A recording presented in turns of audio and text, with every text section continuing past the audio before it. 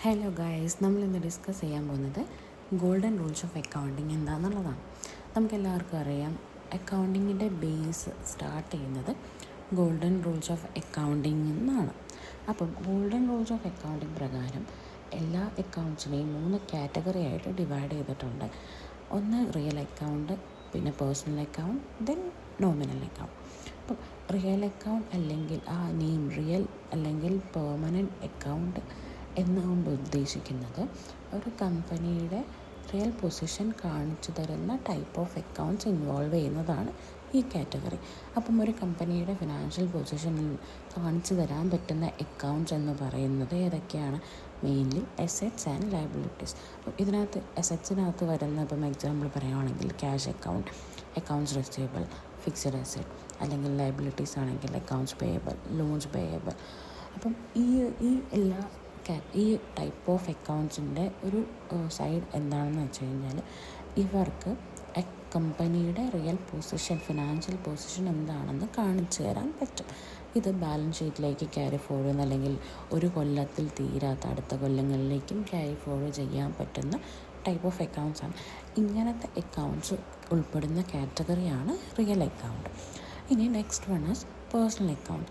ആ പേരിൽ നിന്ന് തന്നെ നമുക്ക് മനസ്സിലാക്കാൻ പറ്റില്ല, അതായത് ഒരു പെർട്ടിക്കുലർ പേഴ്സൺ റിലേറ്റഡ് ആയിട്ടുള്ള ട്രാൻസാക്ഷൻസ് വരുന്ന ടൈപ്പ് ഓഫ് അക്കൗണ്ട്സ്, അല്ലെങ്കിൽ ഒരു പെർട്ടിക്കുലർ നമുക്ക് ഐഡൻറ്റിഫൈ ചെയ്ത് പറയാൻ പറ്റുന്ന, അല്ലെങ്കിൽ ഒരു കമ്പനിയുടെ പേര് വരുന്നു, അല്ലെങ്കിൽ ഒരു ഫേമിൻ്റെ പേര് വരുന്നു, അതല്ലെന്നുണ്ടെങ്കിൽ ഒരു ഫിനാൻഷ്യൽ ഇൻസ്റ്റിറ്റ്യൂഷൻ, ബാങ്കിൻ്റെ പേര് വരുന്നു.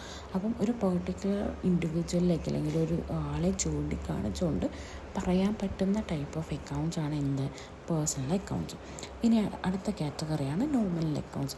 നോമിനൽ അല്ലെങ്കിൽ ടെമ്പററി അക്കൗണ്ട്സ്, അതായത് ഒരു കൊല്ലത്തിൽ കൂടുതൽ രീതിയിലുള്ള ബാലൻസിൻ്റെ ഇതില്ല ഈ അക്കൗണ്ട്സ് അടുത്ത കൊല്ലത്തേക്ക് ക്യാരി ഫോർവേഡ് ചെയ്യുന്നില്ല.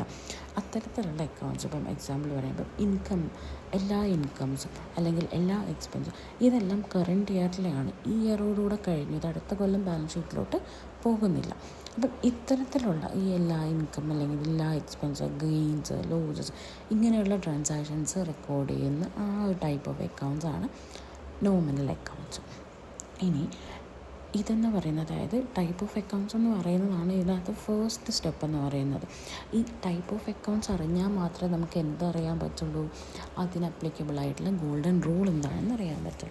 അപ്പം നെക്സ്റ്റ് സ്റ്റെപ്പ് എന്ന് പറയുന്നത് ഇവരുടെ ഗോൾഡൻ റൂൾസ് എന്താണെന്ന് നോക്കാം. അപ്പം നമ്മളീ പറഞ്ഞ പോലെ ഈ 3 അക്കൗണ്ടിങ്ങിനും 3 റൂൾസാണ്, 3 ടൈപ്പ് ഓഫ് അക്കൗണ്ടിനും 3 ടൈപ്പ് ഓഫ് റൂൾസാണ് ഉള്ളത്. ഓക്കെ, അപ്പം first one real account. Real അക്കൗണ്ടിൽ പറയുന്നത് debit what comes in, credit what goes out.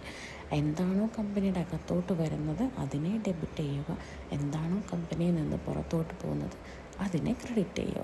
Okay, ഇനി പേഴ്സണൽ അക്കൗണ്ട് എന്ത് പറഞ്ഞു? നമ്മൾ പറഞ്ഞു പേഴ്സൺസ് ഇൻവോൾവ് ചെയ്യുന്നതാണ്. അപ്പം പേഴ്സണൽ അക്കൗണ്ടിൻ്റെ റൂൾ എന്ന് പറയുന്നത് debit the receiver, credit the giver. ആരാണോ റിസീവ് ചെയ്യുന്നത് ആളെ നമ്മൾ ഡെബിറ്റ് ചെയ്യുന്നു, ആരാണോ കൊടുക്കുന്നത് ആളെ നമ്മൾ ക്രെഡിറ്റ് ചെയ്യുന്നു.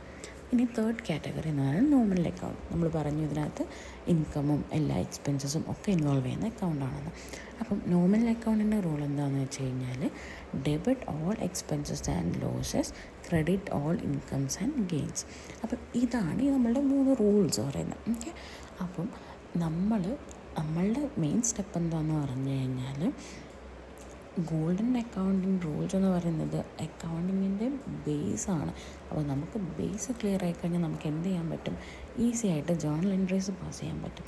അപ്പോൾ ജേർണൽ എൻട്രി പാസ് ചെയ്യുന്ന മുന്നേ നമ്മൾ ഫസ്റ്റ് ചെയ്യുന്നത് എന്താണെന്ന് വെച്ച് കഴിഞ്ഞാൽ, ആദ്യം നമുക്കൊരു ട്രാൻസാക്ഷൻ കിട്ടുമ്പോഴത്തേനും ഫസ്റ്റ് നമ്മൾ നോക്കേണ്ടത് അതിനകത്ത് ഇൻവോൾവ് ചെയ്തേക്കുന്ന ടൈപ്പ് ഓഫ് അക്കൗണ്ട്സ് ഏതൊക്കെയാണെന്നാണ്. ഇപ്പം നമുക്കറിയാലോ ഏതൊക്കെ ഐറ്റംസ് ഏതൊക്കെ ടൈപ്പ് ഓഫ് അക്കൗണ്ട്സിൽ അല്ലെങ്കിൽ ഏത് കാറ്റഗറിയിലാണ് വരുന്നതെന്ന്. അപ്പം ആ കാറ്റഗറി നമ്മൾ ആദ്യം മനസ്സിലാക്കി കഴിഞ്ഞാൽ പിന്നെ നമ്മൾ എന്ത് ചെയ്യണം? ഈ ഓരോ കാറ്റഗറിക്കുള്ള ഗോൾഡൻ റൂൾ അപ്ലൈ ചെയ്യണം. ഓക്കെ, അപ്പോൾ നമുക്കൊരു എക്സാമ്പിൾ നോക്കാം. ഓക്കെ, അപ്പം purchase of a furniture worth ₹5 lakh by paying cash. നമ്മൾ 5 ലക്ഷം രൂപ കൊടുത്തൊരു ഫർണിച്ചർ വാങ്ങിച്ചു. അപ്പോൾ നമ്മൾ ആദ്യം ഇതിനകത്ത് എന്താ നോക്കേണ്ടത്? ഇതിനകത്ത് ടൈപ്പ് ഓഫ് അക്കൗണ്ട്സ് ഏതൊക്കെയാണെന്ന് നോക്കണം. കമ്പനി എന്ത് ചെയ്തു? ഫർണിച്ചർ വാങ്ങി. അപ്പം കമ്പനിയിലോട്ട് ഇതിപ്പോൾ എന്താ? Furniture asset. നമ്മൾ പൈസ കൊടുത്തു, അതും അസറ്റ്. അപ്പം ഇതിനകത്ത് ഇൻവോൾവ് ചെയ്തേക്കുന്നത് റിയൽ അക്കൗണ്ടാണ്. അപ്പം രണ്ട് സൈഡും, അതായത് വന്നതും പോയതുമൊക്കെ റിയൽ അക്കൗണ്ടാണ്. അപ്പോൾ റിയൽ അക്കൗണ്ടിൻ്റെ ഗോൾഡൻ റൂൾ എന്താ പറയുന്നത്? Debit what comes in, credit what goes out. അപ്പം കമ്പനിയിലോട്ട് വന്നതെന്താ? ഫേർണിച്ചർ. അപ്പോൾ നമ്മൾ ഫേർണിച്ചറിനെ ഡെബിറ്റ് ചെയ്തു. കമ്പനിയിൽ നിന്നും പോയതെന്താ? ക്യാഷിനെ നമ്മൾ ക്രെഡിറ്റ് ചെയ്തു. അപ്പോൾ നമ്മളുടെ ജേർണൽ എൻട്രി എന്താ? Furniture account debit 5 lakh to cash account credit 5 lakh. മനസ്സിലായോ?